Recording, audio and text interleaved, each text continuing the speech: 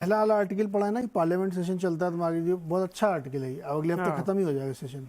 हाँ, तो फिर उसके मार्केट बाद चलेगा फिर मार्केट ऊपर की तरफ चलेगा। तो मतलब एक हफ्ते का टाइम है आई आपके विश पास। कि आपने सही पढ़ा हो एकदम। पंकज जी ने आर्टिकल जी। सही पढ़ा है, ऐसा ही होना चाहिए। नहीं, क्या होता है ना कि पॉलिटिकली बहुत सारी चीज़ें इंडिया में इस समय चल रही हैं। अभी एक विश्वास प्रस्ताव पर डिबेट भी होने वाली है बहुत बड़ी सी, वो भी 2-3 दिन चलेगी, तो बड़े दिलचस्प चीज़ें यहाँ पे चल रही हैं।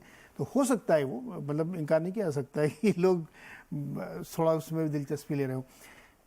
लेकिन एक समस्या है भाई जी, अभी सब लोग कह रहे हैं कि अच्छे स्टॉक में बने रहने, गिरे कौन से हैं? कोई अच्छा स्टॉक गिरा क्या? ठीक बात है आपकी। आई थिंक इतना पैसा कोई लगाए बड़ा, किधर? हाँ, अप्रोच बड़ा मार्केट, मतलब क्वेश्चन मेरा या मार्केट अप्रोच कैसे करें हम? जी। करेक्शन तो आप लोग करने नहीं आएगा, बहुत टाइम हाँ करेक्शन रहेगा, हाँ साइडवेज रहेगा मार्केट, बट कोई अच्छी क्वालिटी का स्टॉक आपको ऐसा कोई दिखा कि अरे बहुत नीचे आ गया, सेल लग गई मानसून वाली, चलो घुस जाए, ऐसा तो कुछ भी नहीं हुआ। बिल्कुल ठीक बात है। आई थिंक ऐसा हुआ नहीं है, क्योंकि मार्केट आप देखिए 20,000 ऑलमोस्ट टच करने वाला था और वहाँ से करेक्ट हुआ, और अभी भी कितना मतलब 19,500-600 पे होगा मेरे ख्याल से, 19,500 क्या? 19,500, तो 500 पॉइंट हो तो मतलब कुछ भी करेक्शन नहीं है।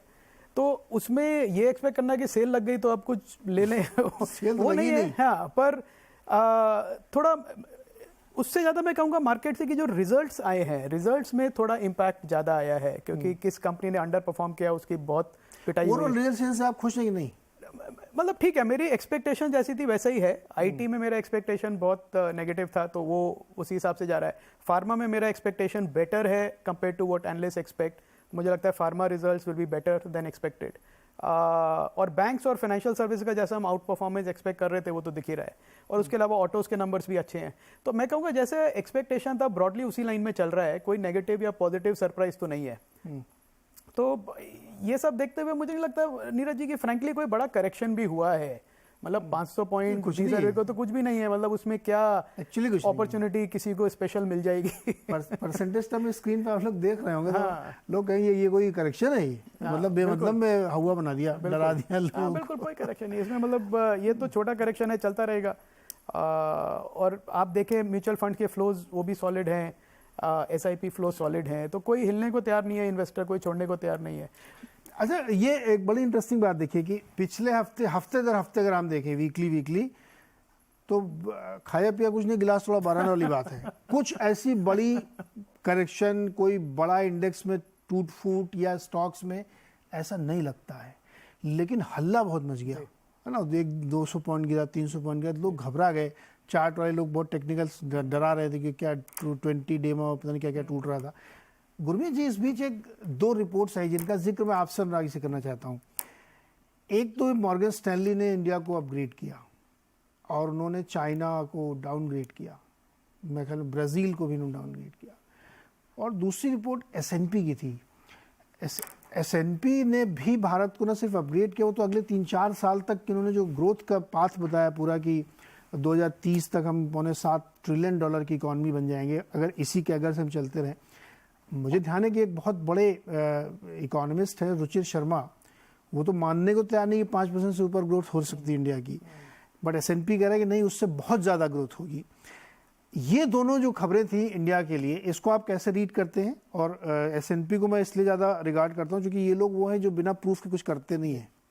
मॉर्गन स्टैनली एक बार हो सकता है कि प्रोजेक्शन पे कर दे, लेकिन S&P वाले जब सबूत देख लेते हैं तभी कुछ काम करते हैं। तो गुरमीत सर बताइए, दोनों रिपोर्ट्स को आपने कैसे रीड किया? बहुत कंस्ट्रक्टिव है नीरज जी। बहुत टाइम बाद आपको इंडिया एक कंसेंसस अपग्रेड दिख रहा है। और खाली मॉर्गन स्टैनली नहीं, अभी एक स्टैंडर्ड चार्टर्ड की बहुत अच्छी रिपोर्ट आई है, मैं शो के बाद आपको फॉरवर्ड करूंगा। वो भी करीबन $6.25 ट्रिलियन का लक्ष्य दे रहे हैं 2030 का। स्टैंडर्ड चार्ट भी एक थोड़ा कंजर्वेटिव है, जैसा आपने बोला। S&P ने 6.7 ट्रिलियन बोला है, स्टैंडर्ड चार्टर्ड ने करीबन $6.25 ट्रिलियन के आसपास बोला है। Neeraj ji, growth runway clear है। अब जैसे हम वो कहते हैं हमारी लैंग्वेज में कि ट्रेन तो चल पड़ी है कश्मीर से कन्याकुमारी, अब आपको बीच में उतरना है कि नहीं, बीच में प्रॉब्लम्स आएंगी, थोड़ा रुकेगी भी, डिले भी होगी। ब्रॉडर डायरेक्शन बिल्कुल ठीक है। और आप बेसिक मैक्रो फ्रीक्वेंसी डेटा देखिए, हमारा PMI सर्विसेज का 13 साल का हाई आया, 62 के ऊपर रीडिंग आई है। मैंने 62 की रीडिंग नहीं देखी सर्विसेज में बहुत समय तक। PMI मैन्युफैक्चरिंग पिछले लगातार 3 महीनों से 58 के आसपास है, पिछली रीडिंग 57.7 की आई है। GST नंबर अब नया नॉर्मल 1.6-1.7 लाख करोड़ है। हम एक समय था कि हम 1.5 लाख करोड़ को सेलिब्रेट करते थे। आप बैंक क्रेडिट ग्रोथ देखिए, रेट हाइक के बावजूद, रेपो रेट के बावजूद 15% के आसपास का क्रेडिट ग्रोथ है जून क्वार्टर का जो लास्ट अपडेट है। एसबीआई ने आज कॉन्फ्रेंस कॉल में नतीजे इतने अच्छे नहीं रहे, लेकिन उन्होंने 14-15% का सबसे बड़ा बैंक भी गाइड कर रहा है अगले साल का both credit and deposit growth. तो मुझे लगता है अगर आप देखेंगे तो और अभी ये रेट्स हाई हैं, 6 महीने 8 महीने बाद इंटरेस्ट रेट्स में भी तब्दीली होगी, मेरा ये मानना है। तो ये जो 6.5 6.7 का नंबर है, हालांकि ये 7 साल का एवरेज है, इसमें भी मुझे लगता है थोड़ा अपसाइड आएगा। तो ग्रोथ मोमेंटम स्ट्रांग है नीरज जी, काफी स्ट्रांग है। मोर इम्पोर्टेंटली मैं बहुत प्रमोटर से मिलता हूँ, बहुत जगह चर्चा करते हैं हम, हमारे बहुत सारे क्लाइंट्स भी हैं वेल्थ में, प्लस हम स्टॉक पिकिंग के लिए भी मिलते हैं।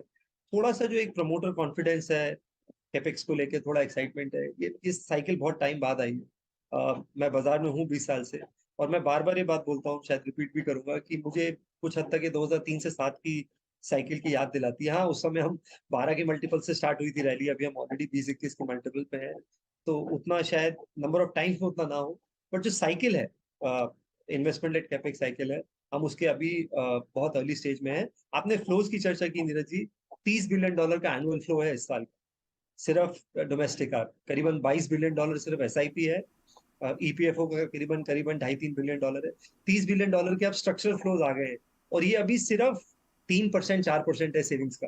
करेक्ट। $3.5 ट्रिलियन की इकोनॉमी में आप 20% सेविंग लगाइए तो $700 बिलियन होता है। $700 बिलियन के 30 बिलियन को हम सेलिब्रेट कर रहे हैं, तो ये नंबर भी बढ़ेगा मेरे हिसाब से। आई एग्री, इसमें तो कोई शक नहीं है कि बहुत, मतलब मैंने भी कम से कम 10-15 साल बाद, या हो सकता है कभी मिस भी किया हो, ऐसे पीएमआई नंबर मैंने देखे जो 60 के ऊपर 62 तक गए हैं, जो कि सुपर बुलिश नंबर होते हैं पीएमआई की, जो हाई फ्रिक्वेंसी नंबर को शक नहीं इसमें, लेकिन बहुत ज़्यादा बढ़ के आए थे। और वो ये दिखा रहे थे कि इस माहौल में, जब पूरी दुनिया में एक तरीके से बड़ी लोग अलग अलग बातें करें, इंडिया में कोई भी नंबर आपको डिप्रेस नहीं करता, रादर बहुत अच्छा था। अनुराग जी, ये इंडिया में जो 2 रेटिंग चल रही हैं, जो काम पिछले कुछ समय में हुआ है, उसको देखते हुए ऐसा लग रहा है कि ये जो S&P की रेटिंग है, या जो अलग अलग ब्रोकरेज हाउसेस अपग्रेड कर रहे हैं, तो कई बार क्या होता है ना कि पॉलिटिकल नैरेटिव सुन के लोगों को लगता है कि नहीं यार, इंडिया ऐसा कैसे ग्रो कर सकता है। लेकिन अगर आप उसको कट कर दें, उस नॉइस को आप अलग करिए और प्योर इकोनॉमिक्स पे जाइए, ग्राउंड पे जाइए, कंपनीज को देखिए, कैपेक्स को देखिए, तो एकदम डिफरेंट स्टोरी दिख रही है। आपको भी दिख रही है क्या? बिल्कुल बिल्कुल। सो नो डाउट, सो नीरज, एक इन्वेस्टिंग वर्ल्ड एक रिलेटिव वर्ल्ड है, जिसमें हर समय हमें ये कॉल लेनी होती है कि compare to others how are we doing. ये मॉर्गन स्टैनली की रिपोर्ट बिल्कुल एप्ट है। आप देखिए, हम अनफेयर कंपैरिजंस करने लग जाते हैं यूएस चाइना से इधर उधर। अगर हम अपने पीयर ग्रुप में कंपेयर करें, मेक्सिको देख लीजिए, रशिया देख लीजिए, साउथ कोरिया देख लीजिए, साउथ कोरिया में भी डेवलप्ड कंट्री है, बट साउथ अफ्रीका देख लीजिए, ब्राजील देख लीजिए, अर्जेंटीना देख लीजिए। नीरज, इन कंट्रीज की क्या हालत है? They are almost all of them are middle income countries, हमसे 4 गुना इनका पर कैपिटा जीडीपी ज्यादा है, लेकिन इनका जीडीपी नेगेटिव्स में भी चले जाता है। And look at there, Brazil ने अभी इंटरेस्ट रेट्स कट किए, 13.5% उनके फंड्स रेट हैं, उनका इन्फ्लेशन 18 से 20% पे चल रहा है। So you have to give it to India that here is a country जिसमें बड़ा स्टेबल वेल रेगुलेटेड मार्केट्स हैं, you know, with SEBI. There is a very well controlled central bank, which is RBI. And then हमारा जो trajectory है ना नीरज, वो negatively surprise कभी नहीं करता है। That is the dependability and the predictability of Indian markets and the reliability which forces people to give a higher rating to India or higher weightage and even higher valuations compared to all other peer group. Morgan Stanley ने emerging markets के peer group में compare किया। अब आप कहाँ invest करेंगे? ये countries promising नहीं लग रहे हैं compare to when we see India, right? सिर्फ वैल्यूएशन की जिक्र होता है, लेकिन on a relative basis India really comes out very shining. तो पहला point, I think I support Morgan Stanley's is report, that India is the right, in a right position, right place. And of course potential तो देखिए हमेशा ही रहता है। S&P report पे Neeraj, I think वो उन्होंने 2031 का तक का नजरिया लिया है। उनका जो जीडीपी ग्रोथ रेट वो 6.7 कह रहे हैं, राइट? अप्रोक्सीमेटली मैं अंदाजा लगा रहा हूँ. Right. But I agree with Ruchir's point Neeraj जो आपने निकाला, और वो बड़ा एप्ट है Neeraj, and I think we'll have to see. And मैंने एक नोटेबल न्यूज़पेपर में एक लेख भी लिखा था इस बारे में. Neeraj, India grows with the world. तो वो जो गुरमीत ने बात करी 2002 से 2008 में, हम बोलते हैं कि हम 8% से ग्रो कर रहे थे. Neeraj, 40 countries were growing more than 8%. इस समय Neeraj no country is growing at 8% world में, major economies, less than 1 billion छोड़ दीजिए, right. There is a reason. देखिए, कोरिलेशन हम ढूंढ सकते हैं कि क्यों हुआ, कैसे मेटल्स में बूम साइकिल आया, कैसे कंस्ट्रक्शन हुआ, क्या हुआ. इंडिया के रीजंस अलग हो सकते हैं, बट अगर और मैंने जिक्र किया नीरज के how the global growth has move from 3.5% in the 90s to roughly 3% in 2010. Last decade was 3.1%. This decade will be less than 2%. और by the way, ये last decade की growth चाइना ने संभाली है. ग्लोबल ग्रोथ की बात कर रहा हूँ. तो ऐसे में अगर ग्लोबल ग्रोथ में स्लो डाउन होता है तो वो नीरज कंट्री लेवल पे भी दिखता है. तो ऐसे में आई वुड कन्वर्ज के 5 से 5.5% का ग्रोथ डिकेड में अगर हम देखेंगे तो तकरीबन उतना बनेगा. बट ये उतना बहस की बात नहीं है कि 6.5 और 5.5 में हम फंस के रह जाएं. Point is, it is a very good number, right. तो कोई 6.5 कह ले, आप 6.5 में खुश हो जाइए. The good point is 6% inflation plus 6% growth अगर हम ये लगाएं तो भी नीरज मार्केट में 12% की नॉमिनल ग्रोथ जीडीपी पे होती है. विच मीन्स व्हाट के एफिशिएंट कंपनीज 12% से थोड़ा ऊपर भी निकाल सकती है returns, which is the backbone of के भारतीय मार्केट क्यों 12% डिस्पाइट वॉट एवर लेवल्स 12% की और 13-14% की ग्रोथ आपको फिर भी दे सकता है. तो this is the entire story Neeraj, और इस लार्जर पिक्चर को हमें मिस नहीं करना है. And I want to make sure whenever I talk of valuation ये महंगा है, don't miss this larger picture. हालांकि नॉमिनल, अब इन्फ्लेशन 6 है तो रिटर्न्स डॉलर टर्म्स में हमें, अब मेरे जैसे इन्वेस्टर्स को नीरज कम मिलते हैं. लास्ट डिकेड में कैसा भी रहा हो, हमें तो 8% के रिटर्न्स मिले डॉलर टर्म्स में, लेकिन इंडियन इन्वेस्टर को ज्यादा मिलते हैं नीरज. तो दैट्स अ वर्थवाइल पॉइंट. आप इंडियन इन्वेस्टर बन सकते हैं जैसे हमारे थ्रू. ऑप्शंस हैं सर, ऑप्शन की कमी नहीं है, ऑप्शन तो बहुत है. अच्छा नीरज, लेकिन एक चीज कहूंगा इसमें फाइनली, विच इज के ये मैं फंड फ्लोज का बड़ा फैन नहीं हूँ नीरज, क्योंकि फंड फ्लोज में फिर वो लॉजिक आ जाता है कि यू नो अल्टीमेटली फंडामेंटल्स और वैल्यूएशंस को मैच करना होगा. तो फंड फ्लोज से वैल्यूएशन थोड़ा आगे निकलता है शॉर्ट टर्म में, उससे कोई पॉइंट. मैं इसमें एक पॉइंट रखना चाहता हूँ. देखिए, रुचिर शर्मा का मैं भी बहुत रिगार्ड करता हूँ और मैंने उनकी बहुत सारी उनके डेटा पॉइंट को मैं बहुत जगह यूज़ भी करता हूँ. मुझे एक चीज़ उसमें समझ में नहीं आती. देखिए, उन्होंने ये कहा कि दुनिया भर में जो ग्रोथ हो रही है उससे 2% आप ज़्यादा ले लेंगे बस, ठीक है.